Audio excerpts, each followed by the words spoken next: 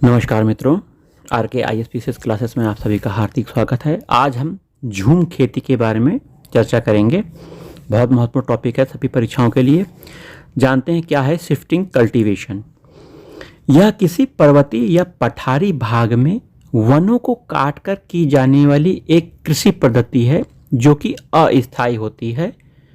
कुछ समय के लिए यह कृषि पद्धति लागू की जाती है, फिर उस स्थान को छोड़कर दूसरी जगह यह कृषि पद्धति की जाती है।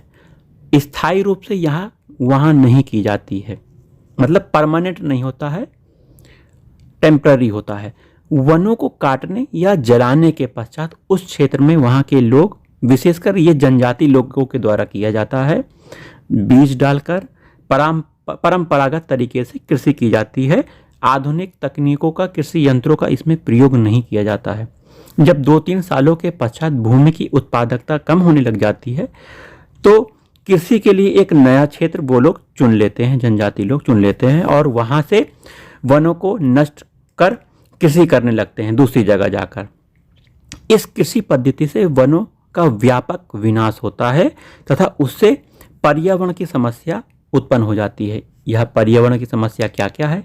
मृदा का अपरदन होता है, भूमिगत जल स्तर में कमी आती है, बाढ़ आने की संभावना बढ़ जाती है, सूखा, प्रदूषण, जैव विविधता में ह्रास होता है, जंगली जीवों के प्राकृतिक आवास स्थल की हानि होती है। तो यह कमियां हैं, मतलब यह पर्यावरण समस्या उत्पन्न हो जाती हैं। मिट्टी में एक तरह की फसलों को उपजाते रहने से विशेष पोषक तत्वों का अभाव हो जाता है और उसकी प्राकृतिक उर्वरता कम हो जाती है। वहीं अब समाधान क्या है इसका? झूम खेती से बहुत समस्याएं हो गई हैं, तो झूम कृषि प्रदेशों में जनजातियों में इन कृषि पद्धति के विरुद्ध जागृति लाने की आवश्यकता है। उनके परंपरागत ज्ञान को नई वैज्ञानिक कृषि पद्धति के साथ जोड़कर उन्हें आधुनिक बनाने की आवश्यकता है, वैज्ञानिक बनाने की आवश्यकता है।